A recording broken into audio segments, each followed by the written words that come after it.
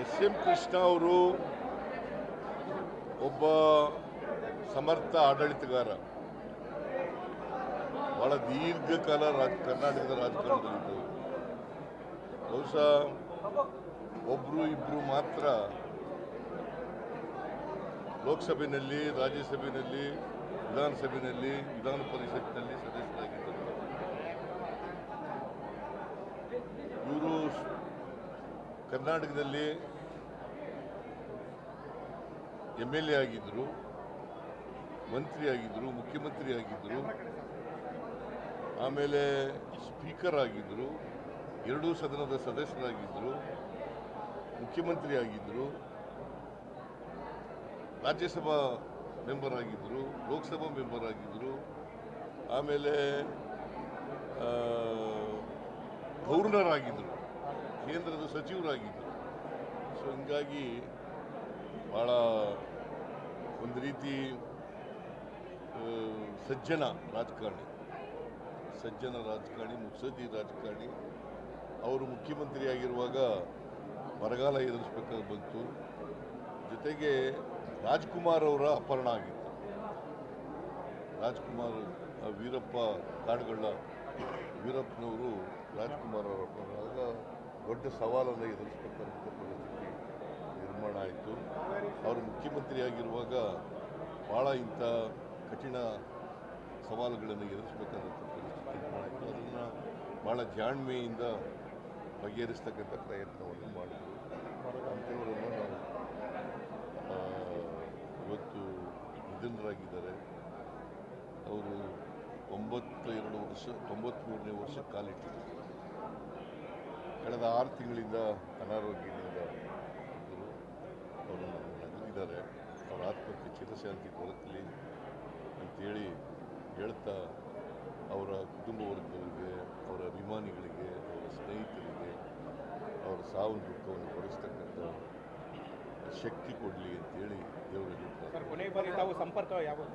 ಕೊನೆ ಬಾರಿ ನಾನು ಆಸ್ಪತ್ರೆಯಲ್ಲಿದ್ದಾಗ ಒಂದು 2 ತಿಂಗಳ ಹಿಂದೆ ಮಣಿಪಾಲ್ನಲ್ಲಿ ಆಸ್ಪತ್ರೆಯಲ್ಲಿದ್ದಾಗ ಭೇಟಿಯಾಗಿದ್ದೆ. ಆಗ ಚೆನ್ನಾಗಿ ಮಾತಾಡ್ತಾ ಇದ್ದರು. ಏನಿಲ್ಲ, ನಾನು ಬಂದಿದ್ದೀರಿ, ಭಾಳ ನಮಸ್ಕಾರ ಅಂತ ಹೇಳಿದ್ರು. ನಾನು ಹೆಚ್ಚು ಮಾತಾಡೋಕ್ಕೂ ಇಲ್ಲ, ಬಿಕಾಸ್ ಅವರು ಅಷ್ಟೊಂದು ಮಾತಾಡೋ ಪರಿಸ್ಥಿತಿ ಇರಲಿಲ್ಲ. ಶಾಸಕರೆಲ್ಲ ಅವರು ಕರ್ತಳಿ ಮಾಡಬೇಕು ಅಂತ ಹೇಳಿ ಒತ್ತಾಯ ಮಾಡಿದ್ದಾರೆ. ವಿಧಾನಸೌಧ ಆವರಣದಲ್ಲಿ ಒತ್ತಾಯ ಮಾಡಿದ್ದಾರೆ. ತೀರ್ಮಾನ ಮಾಡ್ಬೋದಾ ಸರ್? ವಿಧಾನಸೌಧ ಈಗ ಕೂತ್ಕೊಂಡು ಚರ್ಚೆ ಮಾಡ್ತೀವಿ. ಸರ್ಕಾರ 3 ದಿನ ಶೋಕಾಚರಣೆ ಘೋಷಣೆ ಮಾಡಿದೆ. 3 ದಿನ ಶೋಕ ದಿನಾಚರಣೆ ಮಾಡ್ತಕ್ಕಂಥದ್ದು ಮಾಡಿದ್ದೀವಿ. ಫ್ಲ್ಯಾಗು ಅರ್ಧಕ್ಕೆ ಇಳಿಸ್ತಕ್ಕಂಥ ಕೆಲಸ ಮಾಡಿದ್ದೀವಿ. ಮತ್ತು ನಾಳೆ ರಜಾ ಘೋಷಣೆ ಮಾಡಿದ್ದೀವಿ. ಇವತ್ತು ಅಸೆಂಬ್ಲಿ ಅವಿಚುರಿ ಆದಮೇಲೆ ಸಂತಾಪ ನಿರ್ಣಯ ಅದಾದ ಮೇಲೆ ಚರ್ಚೆ ಆದಮೇಲೆ ಅವರ ಆತ್ಮಕ್ಕೆ ಶಾಂತಿ ಕೋರಿ ಅಸೆಂಬ್ಲಿನಲ್ಲಿ ಅರ್ಜೆಂಟ್. ನೀವು ಎಷ್ಟೊತ್ತು ಹೋಗ್ತಾ ಇದ್ದೀರಿ? ಇವತ್ತು ಎಷ್ಟೊತ್ತು ಹೋಗ್ತಾ ಇದ್ದೀರಿ?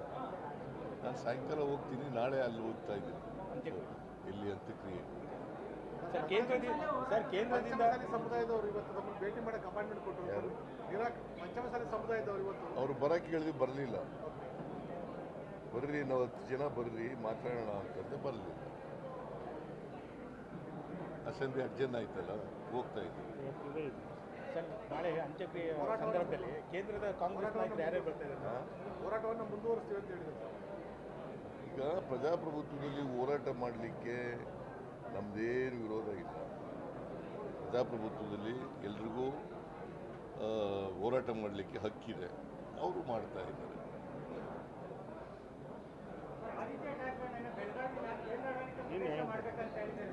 ನಾನು ಹೇಳಿದ್ದೀನಲ್ಲಪ್ಪ, ಮಹಾಜನ್ ಆಯೋಗದ ವರದಿನೇ ಅಂತಿಮ. ಅದನ್ನು ಬಿಟ್ಟು ಪದೇ ಪದೇ ಮಹಾರಾಷ್ಟ್ರ ಅಲ್ಲ ಬೆಳಗಾಂ ಮಹಾರಾಷ್ಟ್ರ ಸೇರಬೇಕು ಅಂತ ಹೇಳಿದ್ರೆ ಅದು ಅವರ ಮೂರ್ಖತನ, ಬಾಲಿಶವಾದಂಥ ಹೇಳಿಕೆ. ಅದನ್ನು ಕರ್ನಾಟಕ ಸರ್ಕಾರ ಸಹಿಸಲ್ಲ. ಗೊತ್ತಾಯ್ತಾ?